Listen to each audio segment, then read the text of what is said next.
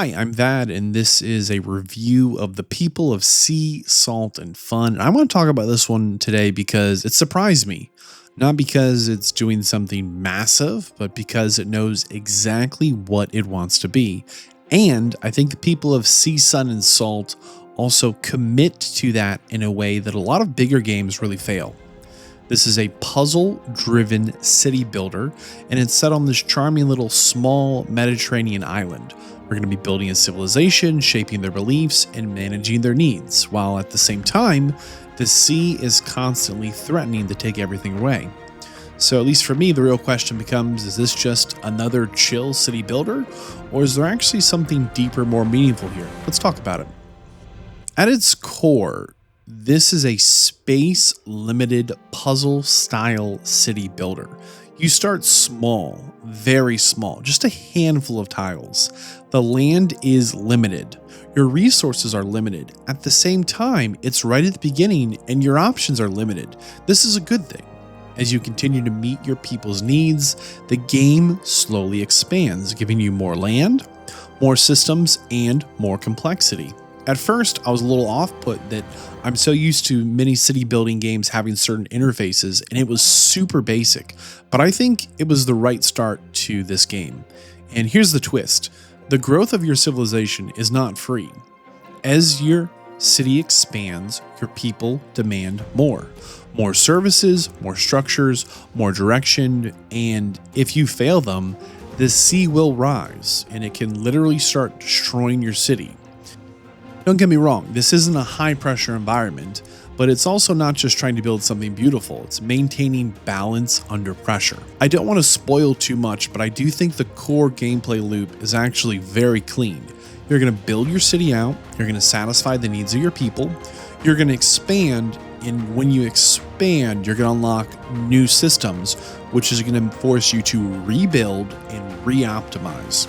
And I think that rebuild part is important to understand because this game constantly forces you to rethink your layout. You're not just adding on top of what you've already made, you're oftentimes tearing things down, repositioning, and optimizing your space because ultimately space is the real resource, not money, not materials, the actual space you have.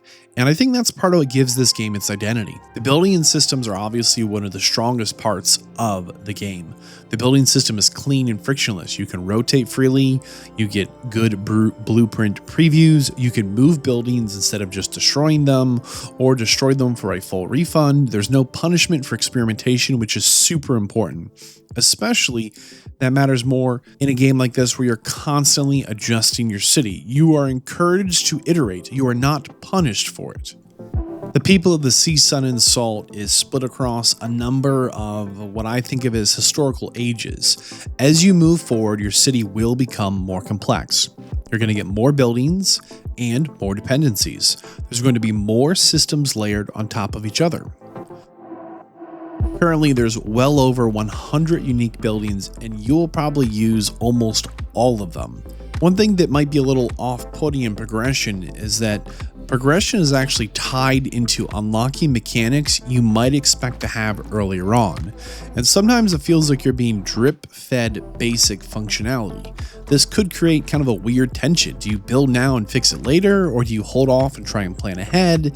And if you're the type of player who likes perfect layouts, I want you to know you're going to be rebuilding your entire city probably more than once. As you advance through these ages, you're going to be making decisions that I think is a really unique aspect here. Your people are going to be asking questions, and like big questions.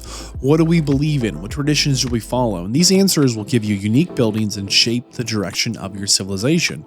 It's not just flavor text, it's something that I feel gives the game a sense of identity. It feels less like I'm building a city and more like we're here guiding a culture. There's almost a little bit of a taste of that old school God game energy here. Not something that's necessarily mechanically deep, but definitely thematically strong as we progress through these ages and flip the cards and enjoy that journey.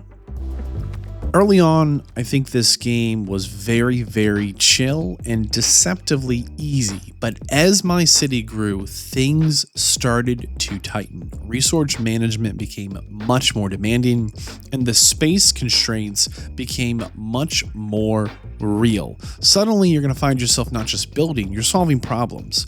Late game especially, it becomes more about optimization under pressure. And I think this is where the puzzle aspect really kicks in, because there's this core tension in things. When things are going well, the water recedes, it goes down, you get more land, you get more space. But when things start to go wrong, the tide rises, it starts to take from you. It doesn't just punish you.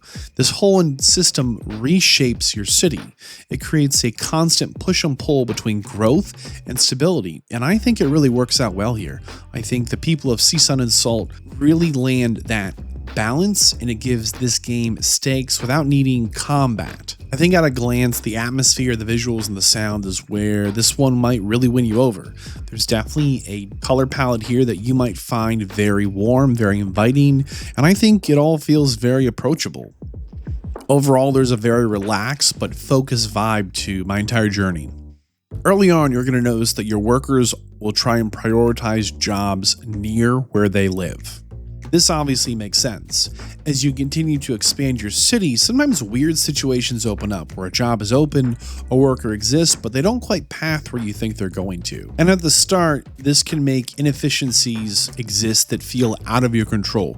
There is a pathing system in the game that you can make to essentially build shortcuts that'll try and guide your workers on the path, because they will take the shortest path, but that can still feel a little challenging at the start. I also think it wasn't very well explained. While it might be obvious to some players, I think other players are going to struggle a little bit and find some frustration that they see the open job, they know they have the worker, they're in the house, they need the job, the worker exists, but why aren't they connecting? And you just need to kind of work through some of that pathing system. I don't think it's a bug, to be clear. I think it's an intended feature that maybe could use a little more informational clarity. Overall, you can figure it out, but it's not always clean. And I also think it's a little bit difficult at times when you're not exactly sure your resource consumption. Yes, later on, you'll unlock some buildings that show that to you, and you don't really need it. But man, it's a little uncomfortable not to have it at times, especially when you're trying to understand some of the systems and who's depending on what as you rebuild and move things around.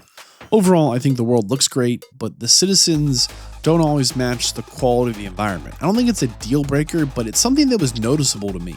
You might say to me, Vadd, you're kind of nitpicking here. Yes, I am. I'm looking at this critically going, wow, the water looks good, the environment looks good, I love the rain, I love the snow, I love the weather, the houses look good. The citizens just don't quite match the quality. That was my take on things. Maybe you disagree. Maybe you think they're the perfect design for things. Let's talk about that in the comments. I think there's one more thing that's worth mentioning here is the value for money. I think that there is some replayability here, but it's not really content driven, it's optimization driven. What I mean by this is you're going to replay the game if you're trying to build more efficiently, plan a better, maybe a different layout. You have some like late game pressure you want to handle a little earlier. You know, if you're really enjoying the loop, there's more to dig into.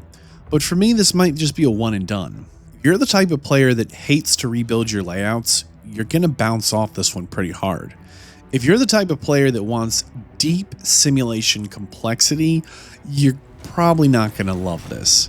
If you're really looking for a large-scale sandbox with endless freedom, that's not what this game is. This is a city builder with defined constraints, and there's something charming about that focus. This is a puzzle-style optimization, and if you like that, you're going to love this. This is one of those chill games that slowly becomes more demanding, but it feels very, very manageable, like you're in control. If you really enjoy rebuilding and refining systems, and you're really into kind of puzzle style city builders, this is the perfect game for you. You're not going to regret spending the money on this.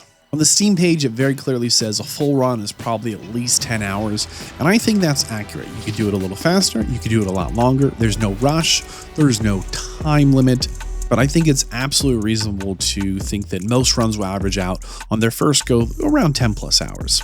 The people of Sea, Sun, and Salt at the time of review is awarded a 3 out of 5. I recommend. I think it delivers exactly what it promises, a focused, well-designed, low-cost city builder with a strong identity. This is one of those games that feels like it was made by people who cared about what they were making.